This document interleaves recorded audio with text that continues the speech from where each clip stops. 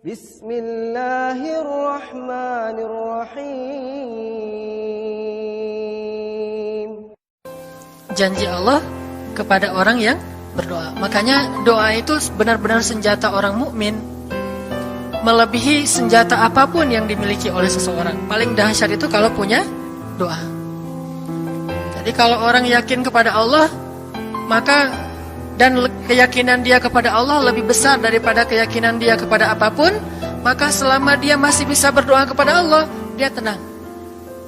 Ada masalah dikit, oh Ilahi. Ada masalah dikit, Ilahi. Ada masalah dikit, Rabbi. Terus saja. Ada masalah sepele apapun, minta ke Allah. Ada masalah apapun, minta ke Allah. Dan kata Nabi, janganlah kalian menjadi lemah dalam berdoa, karena sesungguhnya tidak akan binasa seseorang selama dia masih berdoa kepada Allah.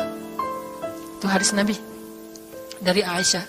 Janganlah kalian menjadi lemah dalam berdoa, artinya jadi pundung, jadi putus asa dalam berdoa, karena tidak akan binasa seseorang selama dia masih berdoa kepada Allah Subhanahu wa taala. Jadi kalau kita masih terus mengharap dan meminta kepada Allah, kita nggak akan binasa, kita nggak akan kalah, kita nggak akan rugi. Dan kata para ulama, segala sesuatu di dunia ini akan pergi dan tidak kembali. Ini clue penting nih, bisa dicatat. Segala sesuatu di dunia ini akan pergi dan tidak akan kembali kecuali doa. Dia pergi dan dia pasti akan kembali. Segala sesuatu kalau udah pergi di dunia ini nggak akan kembali lagi. Kalau pergi di sini maksudnya pergi kepada Allah. Tapi kalau doa pergi ke Allah, dia pasti akan balik lagi kepada yang meminta. Satu-satunya yang pergi ke Allah dan kembali di dunia ini hanyalah doa. Makanya ayat ini kalau kita kasih judul adalah janji Allah kepada hambanya yang berdoa. Allah berjanji, apa kata Allah? Inni qaribun. Aku itu dekat. Maksudnya gak mungkin aku gak dengar doa kalian. Begitu kita berdoa, kita pikir, Allah dengar gak ya? Jangan-jangan kok doa saya belum diijabah, kayaknya Allah gak dengar yang kemarin, saya harus keraskan lagi suara saya. Enggak, inni qarib. Arti inni qarib, aku itu dengar banget apa yang kamu ucapkan. Gak usah diucapkan, di dalam hati aja Allah udah dengar. Siapa yang pernah berdoa di dalam hati terus langsung Allah ijabah? Rasulullah. Coba teman-teman buka awal juz kedua. Ayat surat Al-Baqarah ayat 144. Itu gara-gara Nabi ada harapan di dalam hati tapi gak berani ngomong gitu ke Allah. Cuma dipendam di dalam hati doang. Tapi langsung diijabah oleh Allah. Ayat surat Al-Baqarah ayat 144. Allah berfirman, Qad nara taqalluba wajhika fis samaa فَلَنُوَلِّيَنَّكَ قِبْلَةً تَرْضَاهَا فَوَلِّ وَجْهَكَ شَطْرَ الْمَسْجِدِ الْحَرَامِ وَحَيْثُ مَا كُنْتُمْ فَوَلُّوا وُجُوهَكُمْ شَطْرَهُ وَإِنَّ الَّذِينَ أُوتُوا الْكِتَابَ لَيَعْلَمُونَ أَنَّهُ الْحَقُّ مِنْ رَبِّهِمْ وَمَا اللَّهُ بِغَافِلٍ عَمَّا يَعْمَلُونَ. Jadi ceritanya, orang Yahudi suka menghina kaum muslimin gara-gara orang Islam kalau sholat waktu itu masih menghadap ke Al-Aqsa, Palestina. Jadi kata orang Yahudi itu, lihat orang Islam mah fake, suka niru. Kita sholat menghadap Al-Aqsa, mereka sholat menghadap Al-Aqsa. Berarti agama mereka itu adalah agama yang meniru agama kita, nggak original. Sering diperolok-olok, setiap kaum muslimin sholat dihina sama mereka. Akhirnya Nabi ngerasa sedih. Wah, gimana ya caranya? Sehingga setiap sore Nabi berdiri di suatu bukit, kemudian lihat ke langit. Cuman nggak ngomong, gini aja ke langit. Membatin. Bayangin, pernah nggak teman-teman membatin ke Allah? Ini yang harus kita coba lakukan. Belajar membatin kepada Allah. Itu romantis banget. Jadi duduk sendiri. Allah, ngomong gitu dalam hati. Dan yakinlah ini qarib, Allah tuh dengerin. Jangan pikir saya kayak ngomong sendiri, kayak orang kurang waras. Enggak, Allah itu mendengar. Jadi kita batin aja sama Allah, ngomong dalam hati, ya Allah, saya tuh lagi gini, ada masalah. Ngomong dalam hati kita, please Allah, please, gitu ya. Nah, itu kalau kita membatin, inni qaribun wa asirru qaulakum aw ijharu bih innahu alimun bidzatis sudur. Jadi Nabi enggak enak mau ngomong, ya Allah, tolong dong pindahin kiblat dari Masjidil Aqsa ke Masjidil Haram. Soalnya daripada dikata-katain melulu sama orang Yahudi, mau ngomong kayak gitu tuh gak enak sama Allah. Malu Rasul ke Allah.